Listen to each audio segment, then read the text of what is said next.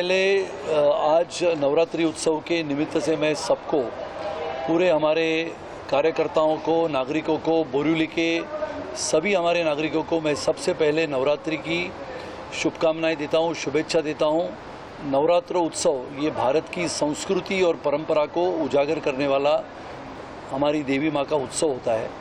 और आज आप सभी ने देखा है कि इस भव्य सभागृहों में हमने नवरात्र उत्सव की एक कल्पना की परियोजना को एक नए पंख दिए हैं। वैसे तो बोरिवली में सभी जगहों पे दांडिया के उत्सव होते हैं, नवरात्र उत्सव बहुत ज़ोर शोर से मनाया जाता है। हमने भी पिछले 3 साल लगातार नवरात्र उत्सव दांडिया के माध्यम से मनाया, लेकिन इस साल नवरात्रि उत्सव का नाम ही हमने रखा है भक्ति रस। देवी माँ की आराधना, उपासना, प्रार्थना, साधना, जिसके माध्यम से भक्ति, ये अनोखा संगम यानी भक्ति रस का कार्यक्रम, दुर्गा देवी का भव्य रूप जो हमारे पीछे है, जो आपको अभी कई क्षणों में देखने को मिलेगा। और मुझे लगता है कि बोरिवली के सभी लोगों ने बहुत बड़े बड़े गायक और गायिकाओं के माध्यम से नवरात्रि उत्सव का पूजन किया है। यहाँ पर देवी दुर्गा माँ का वो दृश्य होगा जहाँ पर हम कहते हैं कि महिषासुर मर्दिनी दुर्गा माँ का भव्य उत्सव कलकत्ता में होता है। और वैसा ही पहले बार मैं तो कहूँ कि मेरे जीवन में मैंने मुंबई में भी इतना विशाल ऐसा दुर्गा देवी का रूप मैंने नहीं देखा था। जो हमारे सभी कलाकार हैं जिन्होंने इस कला को बनाया है, विशेष रूप से हमारे अमोल हेतवेकर है, जिन्होंने बहुत परिश्रम करके ये पीछे का भव्य सेट बनाया है। और इसके लिए बोरिवली के और मुंबई के सभी लोगों को मैं इस नवरात्रि उत्सव में आमंत्रित करता हूँ, जहाँ पर आने वाले 9 दिन में लगातार भरतनाट्यम, कथक, जिसको हम कहते हैं कि अलग अलग नृत्य के आविष्कार के माध्यम से दुर्गा देवी की आराधना होगी, उसकी उपासना होगी, प्रार्थना होगी। अनूप जलोटा जी का भजन होगा। हमारी उत्तर प्रदेश की मथुरा की सांसद सम्माननीय हेमा जी का दुर्गा देवी का नृत्य होगा। यहाँ पर तन धन पायो करके एक लता मंगेशकर जी के कार्यक्रमों के ऊपर अलग अलग नृत्य के माध्यम से, यानी ओडिसी, मणिपुरी, भरतनाट्यम, कथक, इसके माध्यम से, राग संगीत के माध्यम से भी यहाँ पर कार्यक्रम होंगे। ऐसे अलग अलग कार्यक्रम हैं और ये कार्यक्रमों के माध्यम से देवी की पूजा होगी। मुझे लगता है ऐसे पहले बार दुर्गा देवी नवरात्र उत्सव समिति बोरिवली, इसके माध्यम से ये कार्यक्रम हो रहा है।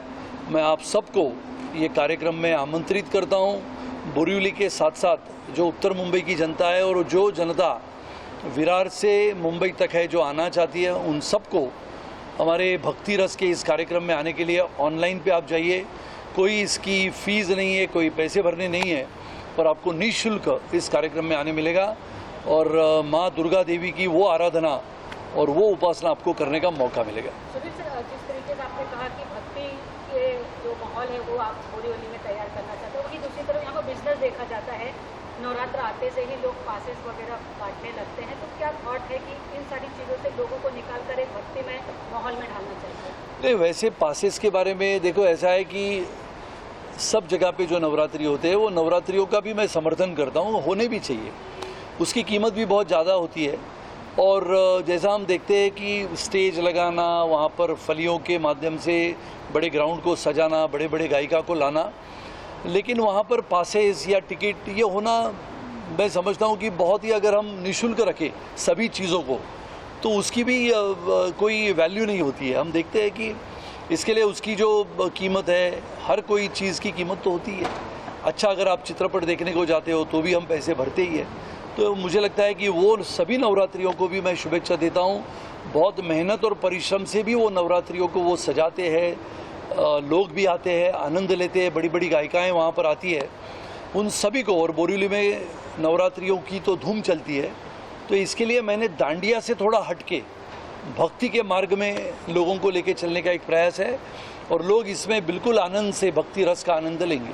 सर, इस तरीके का थॉट्स क्यों आया, जहाँ पे लोग अलग माहौल लेकर चल रहे हैं, आप यहाँ पर बिजनेस नहीं देखकर लोगों में एक भक्ति में माहौल रेडी करने की तैयारी कर रहे हैं? मैं तो आपको कहता हूँ कि पिछले 27-28 वर्षों से मैं राजनीति में हूँ। राजनीति से बाहर सांस्कृतिक कार्यक्रम जब भी कभी मैं करता हूँ, चाहे सांस्कृतिक हो, सामाजिक हो या देश के लिए जो कार्यक्रम हो, वो सबके सोचने के बाहर जाके मैं सोचता हूँ। जैसे हमारा वन फॉर ऑल कार्यक्रम है, जो हमारे देश की सेवा करते समय अपनी देश की सीमा को सुरक्षित रखने वाला जवान अपने प्राणों का बलिदान कर देता है, उसके घरों में झांक के उनके परिवार को मदद करने के लिए मैं स्वयं पूरे देश भर में जाता हूँ। मणिपुर से लेके मिज़ोरम तक, मिज़ोरम से लेके नागालैंड तक, नागालैंड से लेके सिक्किम तक अपने जवान बॉर्डर पे पहरा देते हैं। गोलीबारी होती है, आतंकवादियों के साथ जूझते समय जख्मी हो जाते हैं, तो उनको वहाँ से सरहद से लेके अपने अस्पताल तक लाने के लिए 8-8 एम्बुलेंस मैंने उन राज्यों में दी है। ऐसे बहुत सारे काम सामाजिक जीवन में मैं करता हूँ, सांस्कृतिक में भी करता हूँ। और इसके लिए मुझे लगता है कि जब ये मेरे मन में बात आई, ये तो माँ देवी की कृपा थी कि दांडिया के इस धूम में कुछ अलग, कुछ हटके करने का एक मौका, ये सौभाग्य है कि देवी माँ ने मुझे दिया। और कुछ क्षणों में मैं आप लोगों के लिए देवी माँ की जो प्रतिमाएं हमारे जिन कलाकारों ने बनाई हैं, उसका रूप आप जब देखोगे और शाम को यहाँ पर जिस प्रकार से नृत्य के माध्यम से देवी की आराधना होगी, वो आराधना और साधना देख के ये संगम जो है, ये भक्ति का बहुत बेहतरीन और अद्भुत संगम होगा, ऐसा मुझे लगता है। तो युवाओं को भी आने वाली संस्कृति के बारे में आप बताना चाहते हैं? जो लोग भूलते जा रहे हैं, कहीं ना कहीं ऐसे करने से लोगों के बीच में वो बना रहेगा। नहीं, युवाओं को तो प्रेरित, देखो अभी ऐसा है कि यहाँ पर जिन युवाओं के माध्यम से नृत्य होगा, वहाँ पर अलग अलग, आप अगर सोचे तो ये सब करने के माध्यम से कितने लोगों को रोजगार मिला है। जो फिल्मों में काम करने वाले लोग हैं उनको भी मिला, संगीत के क्षेत्र में काम करने वाले अनूप जी जैसे, अनूप जलोटा जी जैसे बहुत श्रेष्ठ संगीतकार और गायक है, जिन्होंने भजन की एक सीमा जो पहले तय हुआ करती थी, उस सीमा को इतने ऊंचाई पर लेके गए अपने भजन से, अपने आवाज़ से।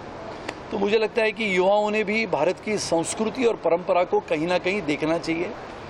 और ये अगर हमारी पीढ़ी सुशिक्षित तो ज़रूर है, जिसको हम इंटेलेक्चुअल कैपिटल कहते हैं, ये पीढ़ी अगर भारत के आने वाले समय में, आधुनिक भारत में, अगर अपने कंधे पे भी मजबूती से भारत की बागडोर संभालते हैं, तो भारत ऐसा एक देश बने कि आने वाले समय में न बल्कि अमेरिका, न बल्कि चीन, भारत क्रमांक 1 का विश्व में देश होगा। मुंबई के नवरात्रि का इंतजार थीम क्या है? पूरा वो वेस्ट बंगाल की कोलकाता वाली थीम है। इस साल की थीम जो कलकत्ता की है, लेकिन ये इस साल की थीम में देवी माँ के अलग अलग रूप होते हैं। जैसे दुर्गा देवी है, माँ लक्ष्मी है, अम्बे माँ है, सरस्वती देवी है। तो मुझे लगता है कि यहाँ पर हमने दुर्गा देवी का वो भव्य रूप खड़ा किया है, और इसमें हर दिन अलग अलग नृत्य के आविष्कार से यहाँ पर शाम की जो संध्या है, उस संध्या को सजाया जाएगा। अब कैपेसिटी ऐसा है कि ये तो फ्री है, सिर्फ ऑनलाइन जाना है और पासेस लेना है। तो यहाँ पर करीबन 700 लोग बैठेंगे, 60-60, 70-70 नृत्यांगना यहाँ पर उसका आविष्कार सादर करेगी। और ये देखने लायक, और जिनको यहाँ पर इस सभागृह में आने का मौका मिलेगा, उनका विशेष रूप से भाग्य होगा। दुर्गा देवी का दर्शन भी होगा और अच्छे अच्छे कलाकारों का वो समा उनको देखने को मिलेगा। राणा साहब, नवरात्रि की बात करें तो यहाँ पे लोग साल भर से इसीलिए इंतजार करते हैं कि 9 दिन नाचने, गरबा करने का अवसर मिलता है। यहाँ पे आप लोगों को बिठाकर खाली पूजा कराएंगे, तो आपको लगता है कितने कामयाब हो पाएंगे आप क्राउड को पुल करने में? नहीं, पूजा करेंगे ऐसा नहीं है, लेकिन सिर्फ पूजा नहीं है ना, यहाँ पर भक्ति है।